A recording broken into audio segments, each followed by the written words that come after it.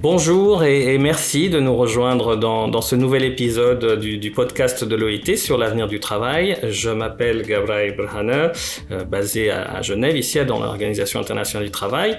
Et aujourd'hui, nous allons nous consacrer au travail domestique, qui est un travail de soins, mais il est grand temps, comme le préconise l'OIT, ses partenaires et nos deux invités aujourd'hui, d'en faire un travail décent. Aujourd'hui, plus de 75 millions de personnes dans le monde sont des travailleurs domestiques, s'occupent de nos maisons, s'occupent de nos familles. Pourtant, 80% de ces personnes vivent sans aucune sécurité sociale et en l'absence d'un contrat de travail. Pire, leur travail reste méconnu, inapprécié, non protégé. Alors, pour évoquer les défis rencontrés par les travailleurs domestiques dans le monde, nous avons le plaisir d'accueillir Claire Hobden, qui est spécialiste du travail domestique à l'Organisation internationale du travail, et Yessiera Kotor, qui est togolaise, qui est ancienne travailleuse domestique et aujourd'hui chargée de programme à la Fédération internationale des travailleurs domestiques. Claire et Yessi, bienvenue au podcast de l'OIT. Bonjour. Merci. Bonjour. Merci à vous. Alors, merci également de prendre part à ce podcast et je suis tenté de vous demander toutes les deux d'entrée de jeu si nous avons toutes et tous une lecture commune de ce qu'est le travail domestique. C'est une réalité de tous les jours. Alors, avons-nous une définition qui vaut pour l'ensemble de nos continents ? Alors, si je peux me permettre, donc pour commencer, effectivement, il y a une définition internationale du travail domestique qui est inscrite au sein de la Convention 189 sur le travail décent pour les travailleurs et travailleuses domestiques. Et cette définition est simplement que le travail domestique, c'est tout travail qui a lieu au sein du ménage privé de l'autrui. Donc, cela peut comprendre toute une série de tâches, que ce soit des tâches ménagères, du soin à la personne, ou aussi beaucoup d'autres tâches, par exemple, que l'on ne peut pas forcément prévoir car ils dépendent beaucoup du contexte national. Mais ce que l'on peut dire, c'est que une grande majorité des travailleuses et travailleurs domestiques font effectivement des tâches de soins directs, donc des soins à la personne, et aussi des soins, comme on dit, indirects, qui sont le ménage, par exemple, la cuisine, et toutes les autres tâches qui vont faire en sorte qu'on peut vivre dans un contexte sain. Alors, dans de nombreux pays, on voit que la demande pour des services de garde d'enfants, des soins de personnes âgées ne cesse de croître. Mais comment cette demande est-elle en fait satisfaite ? Qui répond vraiment à cette demande ? Est-ce qu'on a des mesures pour y répondre ? Je vous demande cela parce que d'un côté, vous avez cette demande croissante de soins et de l'autre, vous avez cette nécessité d'améliorer les conditions, la rémunération et le statut des travailleurs domestiques qui sont au cœur de ces services de soins essentiels. Donc effectivement, il y a une demande croissante de ce genre de soins. Il y a une demande croissante dans le cadre des soins en général. Donc ça va bien au-delà du travail domestique. Mais ce que l'on trouve, c'est que les travailleurs domestiques représentent quand même à peu près un quart, on va dire, des travailleurs de soins, de l'ensemble en fait des travailleurs de soins. Et ça, c'est au niveau mondial. Donc après, au niveau régional, ça peut changer énormément et j'espère que la collègue Essie répondra un peu sur comment se passent les choses en Afrique. Mais en tout cas, dans beaucoup de pays, nous voyons que quand il y a une absence en fait de politique de soins, par exemple pour la garde des enfants ou des personnes âgées, un manque d'institutions, on voit qu'il y a une demande encore plus importante de travail domestique.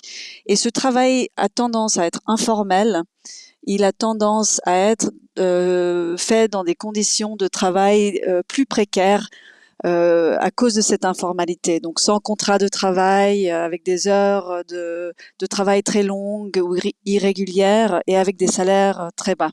D'accord, alors merci Claire. Et si vous, je l'ai rappelé au début, vous étiez une ancienne travailleuse domestique, mais aujourd'hui vous êtes chargée de programme à la Fédération internationale des travailleurs domestiques. Est-ce que vous pouvez nous faire part de votre parcours personnel, de vos expériences, notamment dans le secteur du travail domestique, et peut-être nous expliquer comment cela vous a amené à défendre les droits des travailleurs et des travailleuses domestiques ? Merci beaucoup. Euh, pour commencer, je ne vais plus me présenter comme vous l'avez déjà fait. Et je peux dire que j'ai commencé par faire le travail domestique depuis 2009, où je fréquentais, où à un moment donné, il faut payer les scolarités. Je vois que mes parents n'avaient pas tellement de moyens, mais j'aimais fréquenter, j'aimais l'étude. Et donc, tout de suite, je me suis lancée dans ce travail. Et j'ai vu que, en fait, prendre soin de quelqu'un, faire le travail domestique, vraiment, c'est un travail noble. Et ce travail doit vraiment être un travail décent. Et donc, en 2011, je suis rentrée dans le syndicat national des travailleurs domestiques. Et partant de là, j'étais vraiment fière d'avoir qu'il y a un syndicat vraiment des domestiques. Quand bien même si l'État n'a pas ratifié une convention, cela n'empêche pas d'avoir quand même le syndicat des domestiques. Tout de suite, je suis rentrée dedans. Et vu comment nous recevons des formations de la part de UTA, tout de suite, j'ai représenté mon syndicat à l'international en 2014 au Burkina pour la mise en place du réseau africain des travailleurs domestiques. Et c'est là que j'ai beaucoup compris aussi que le travail domestique, c'est un travail noble. Et c'est tout un mélange de choses que vraiment dans un ménage où se trouve vous, votre bureau, c'est-à-dire quand les patrons ne sont pas là, vous, votre bureau, c'est leur maison, c'est dans les cuisines, c'est dans les toilettes, c'est au moment de donner les médicaments aux enfants. Moi-même, particulièrement, j'étais en charge de 2 enfants, dont mon patron, il est togolais, et sa femme, elle est allemande. Donc, avec tous les caprices des enfants, quand même, si le moment est là pour donner des médicaments, certes, on les amène à l'hôpital où le docteur dit que le docteur diagnostique la maladie, il donne les médicaments. Quitte à vous maintenant de leur donner à l'heure, si c'est fini, s'il faut reprendre, tout ça là, c'est à votre charge. Et donc, j'ai continué toujours par travailler. En 2016, je faisais partie des membres du comité exécutif de Sinadot, où j'ai toujours continué par représenter mon syndicat de la manière dont je peux représenter le syndicat sur le plan national et international. Et en 2018, j'ai été élue secrétaire générale et j'ai encore mis sur mes épaules tout le travail que nous devons faire, surtout pour le lobbying auprès du gouvernement. Quand bien même si la convention n'est pas ratifiée, nous pouvons profiter d'avoir les salaires minimums qui peuvent vraiment épanouir les travailleurs domestiques dans leur travail pour l'amélioration de leurs conditions de travail et de vie.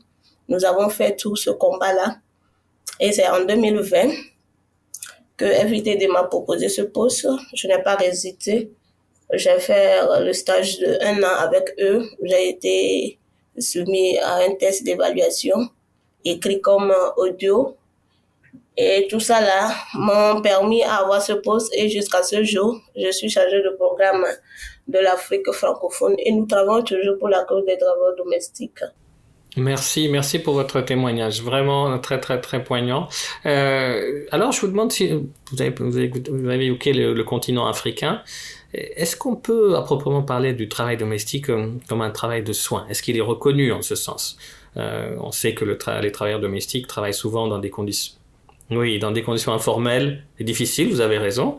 Et alors, ce serait peut-être un peu intéressant de nous éclairer sur les défis, les obstacles auxquels les travailleurs domestiques sont confrontés pour accéder à des conditions de travail décentes et à des protections sociales.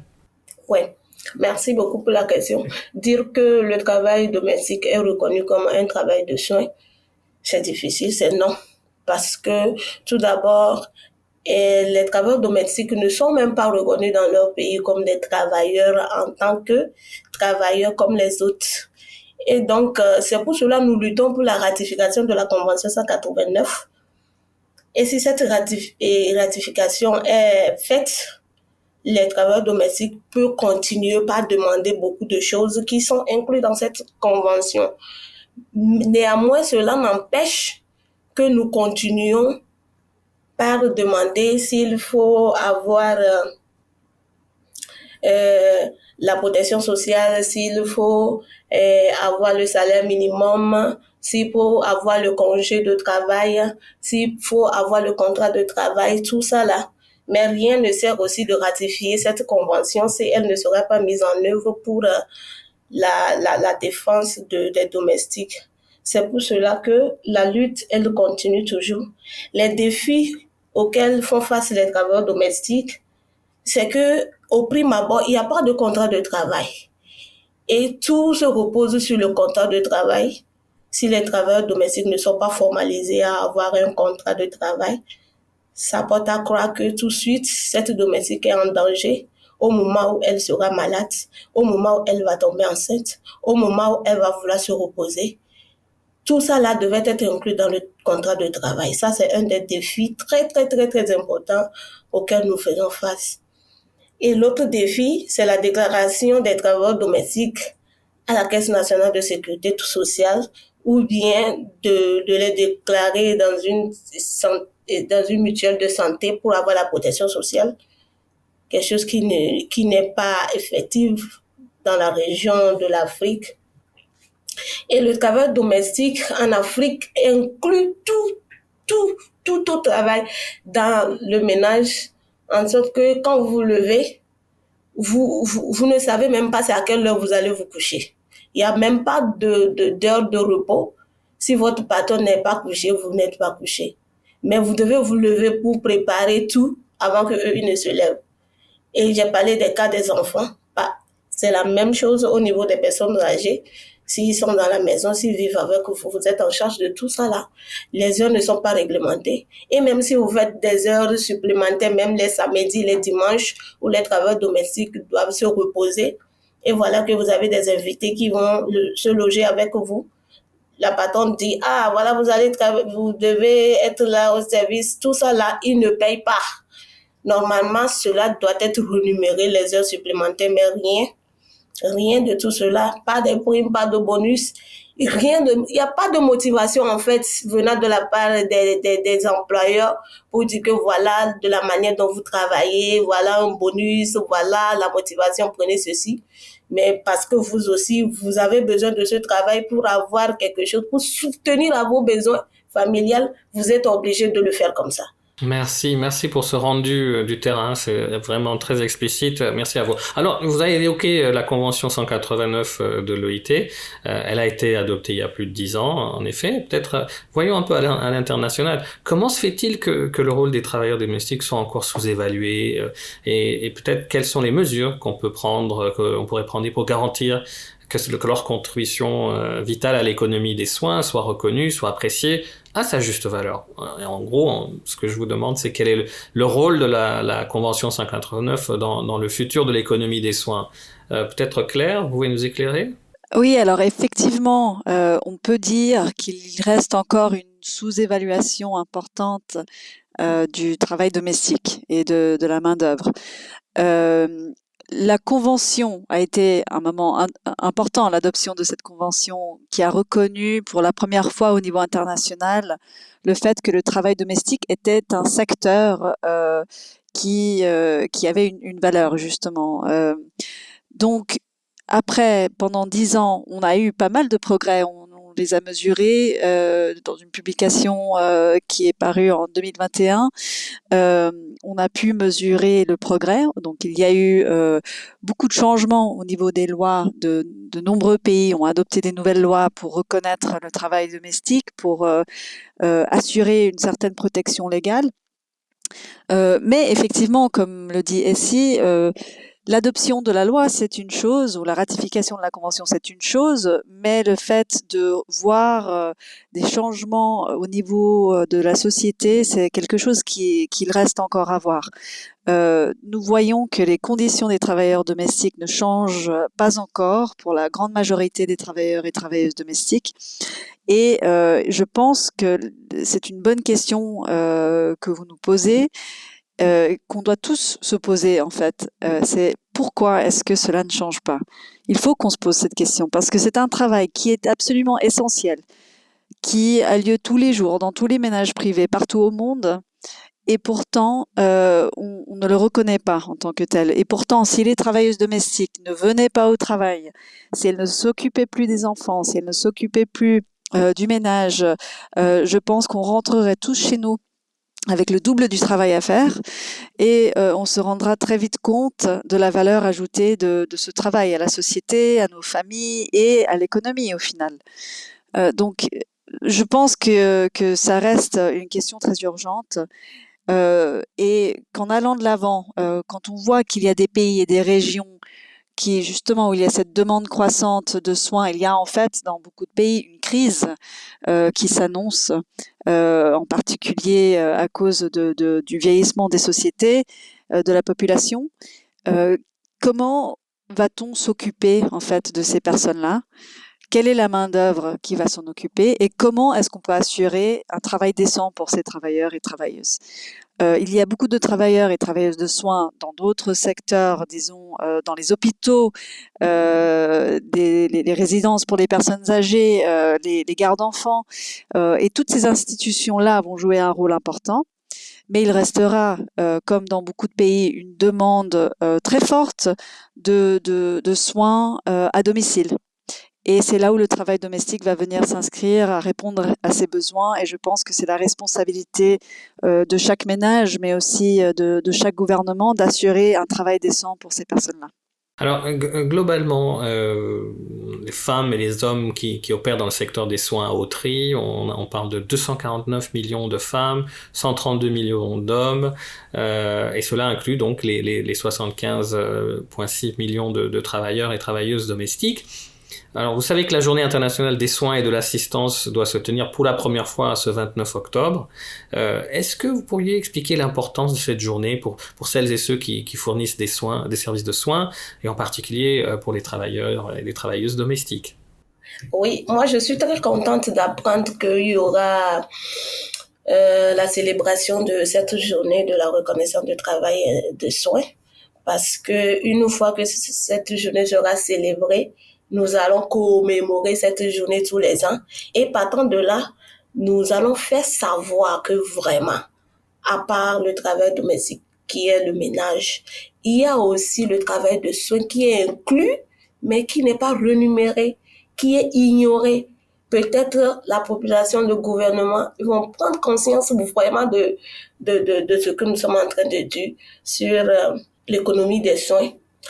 Et je dis que la Convention 189, elle a été adoptée à Genève en 2011. Partant de là, tous les pays, tous les États réunis ont pris conscience de cette convention. Quand même cette convention n'est pas ratifiée comme nous le voulons, quand même ils savent qu'il y a une convention et quand nous luttons, ils écoutent. Ils savent que vraiment il y a quelque chose. Il y a les travailleurs domestiques qui frappent à une porte et un jour, je suis sûre que cette porte sera ouverte dans le monde. Et cette journée internationale de l'économie de soins va être encore une bataille de plus que nous allons mener ensemble et ils vont prendre conscience vraiment de ce que nous sommes en train de dire et nous allons continuer la lutte pour que nous ayons ce que nous voulons. C'est tout ce que je peux dire. Moi, je suis très contente pour cette journée et nous allons célébrer cela tous les ans, les commémorer, faire des manifestations pour ça. Merci, Essie. Claire, vous avez un avis peut-être sur ce sujet? Oui, tout à fait. Ça va être un très beau jour à célébrer. On en aura un en juin pour célébrer l'adoption de la Convention 189 et maintenant une autre journée qu'on pourra célébrer en octobre. Je pense que c'est aussi l'occasion de faire passer certains messages clés qui sont justement que les travailleurs et travailleuses domestiques doivent être protégés non seulement en termes de personnes qui livrent justement le travail de soins, donc qui doivent être inclus dans les politiques qui sont adoptées pour assurer le soin de l'autrui. Deuxièmement, que ces personnes-là, que les travailleurs et travailleuses domestiques doivent bénéficier du travail décent. Et troisièmement, que les travailleurs et travailleuses domestiques ont eux aussi des responsabilités de soins non payés, comme le dit Essie. C'est des gens qui ont des familles eux-mêmes et elles-mêmes, avec des responsabilités, et donc qui, elles et eux aussi, vont avoir besoin d'accès aux services de soins abordables, accessibles et de bonne qualité. Donc il faut vraiment prendre en compte les travailleuses et travailleurs domestiques à ces trois niveaux-là. Et une bonne façon de commencer, c'est effectivement par l'adoption de la Convention 189, qui doit rester un pilier fondamental dans toute démarche pour assurer un futur de travail de soins décents. D'accord. Alors merci beaucoup Claire Hobden et Essie Yaira Kotor. Merci beaucoup pour votre expertise, vos solutions, vos propositions concrètes, vos recommandations à suivre aussi. Merci. On a également énormément appris sur notamment les mesures pour garantir que les travailleurs domestiques ne soient pas exclus des lois sur le travail et la sécurité sociale ou des politiques de soins, comme vous venez de le signaler. Alors merci à vous. À notre public aussi, merci de nous avoir rejoints pour ce podcast. Et si vous souhaitez plus d'informations sur le travail domestique et l'économie des soins, consultez notre site web à l'adresse voices.ilo.org. Et j'espère que vous nous rejoindrez à nouveau lors du prochain épisode du podcast de l'OIT sur l'avenir du travail. Merci.